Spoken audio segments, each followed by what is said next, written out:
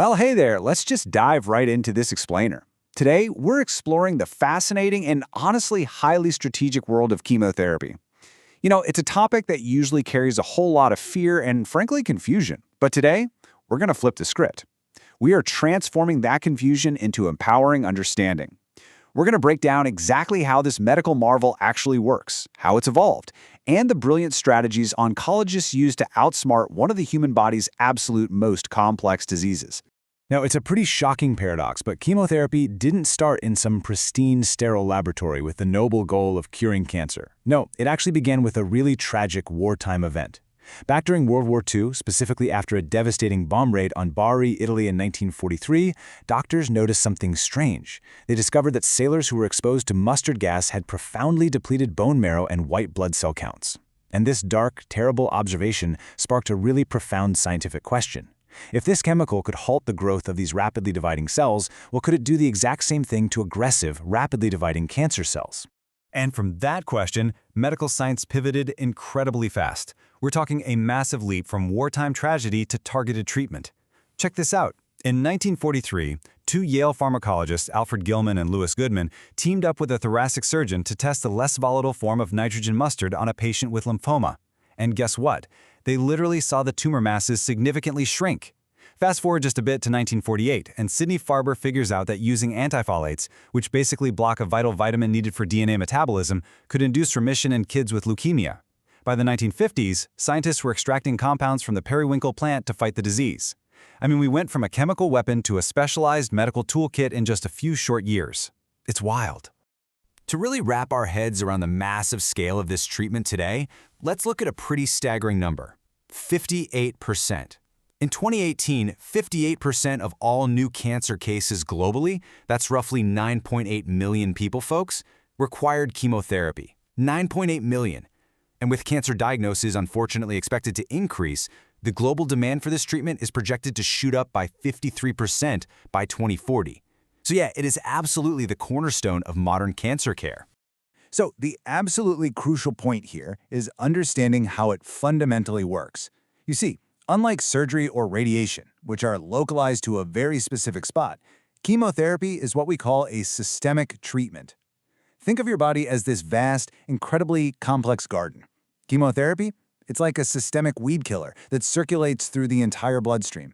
Its greatest superpower is its ability to not just hit the main tumor, but to actively hunt down any of those rogue cancer cells that might have broken off and metastasized to totally different parts of the body. Because when you think about it, the one thing all cancers have in common is unregulated rapid cell division. They just won't stop multiplying. So chemotherapy is designed to target exactly that process. But here's the catch. Our bodies have normal plants in that garden that also need to grow fast. We're talking about our hair follicles, the lining of our digestive tract, our bone marrow. Since the drugs specifically target the act of rapid division, they accidentally catch these healthy, fast-growing cells in the crossfire.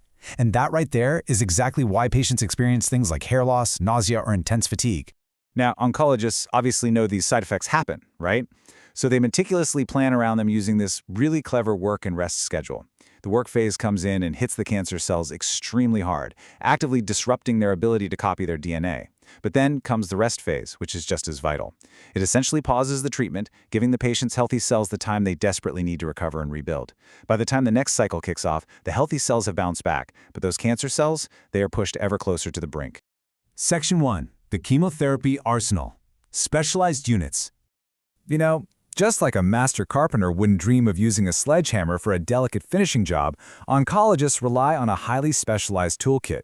Not all chemo drugs are the same.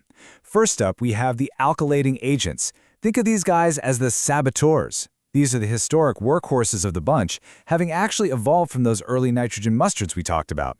They work by causing direct, irreversible damage to the cancer cell's DNA. Imagine them literally welding the two sides of the cell's DNA zipper completely shut. So, when the hungry cancer cell tries to unzip its DNA to make a copy, it's completely stuck. Bam! This catastrophic damage triggers a self-destruct sequence called apoptosis. Next on the roster, we've got the antimetabolites, and these act as absolute masters of deception. So cancer cells are basically always starving, constantly gobbling up resources to build new DNA and RNA. Well, these drugs perfectly mimic those natural building blocks.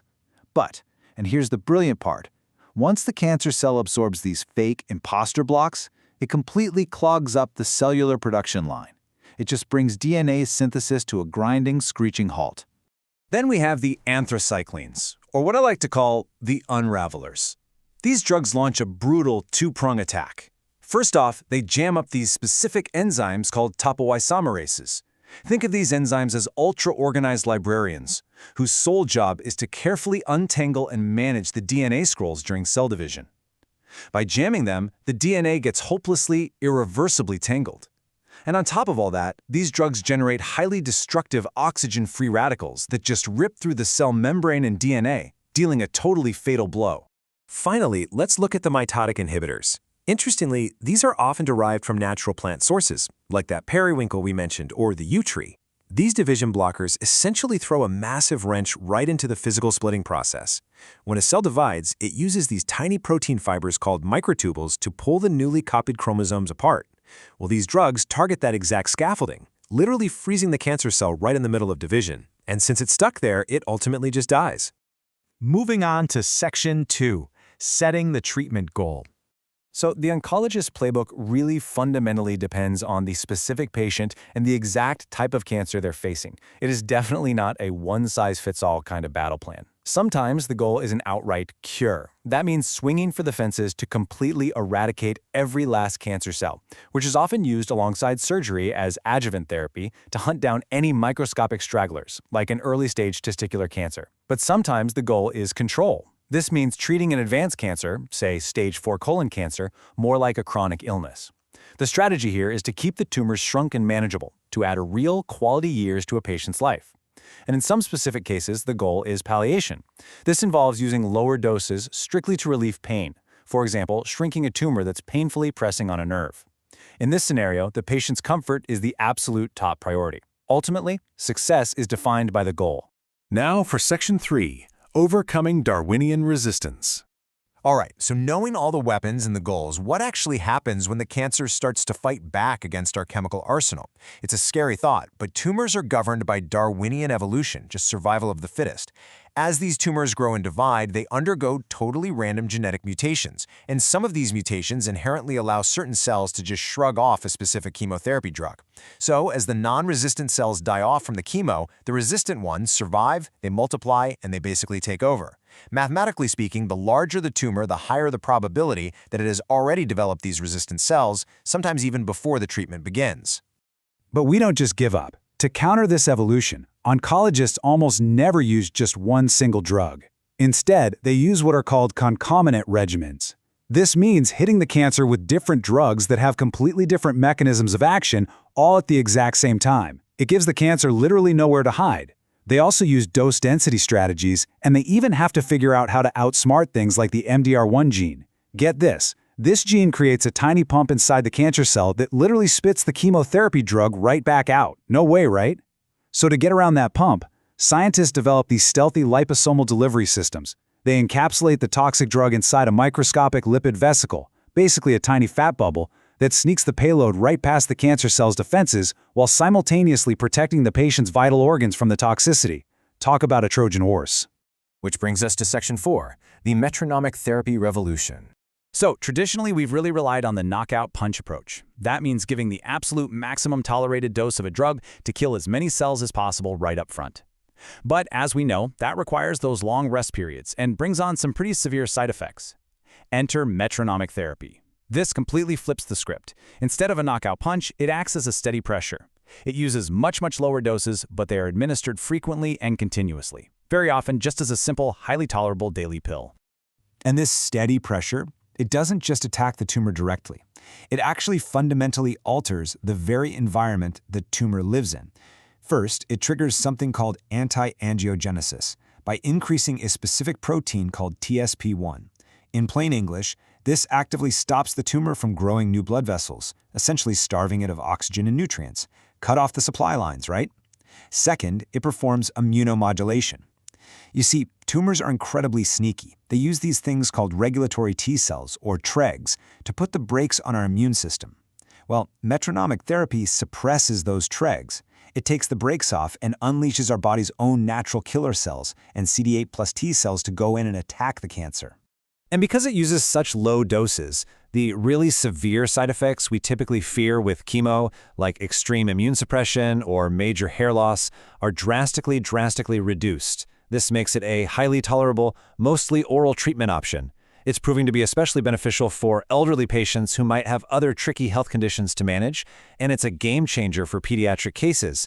Plus, it is incredibly cost-effective, making modern cancer management far more accessible on a truly global scale. Which really brings us to the future of how we view this entire disease. With these amazing advances in drug combinations, liposomal self-delivery, and the steady, relentless pressure of metronomic therapy, we are fundamentally shifting the battlefield. So I want to leave you with this thought to ponder today. What if the ultimate victory against cancer isn't always total, 100% eradication? What if it's actually about using these advanced strategies to tame it, managing it into a peaceful, chronic coexistence so patients can simply go on living their rich, full lives? Now that is a real paradigm shift, and that's exactly what you should take away from this explainer today. Thank you so much for joining me, and as always, keep questioning and keep learning.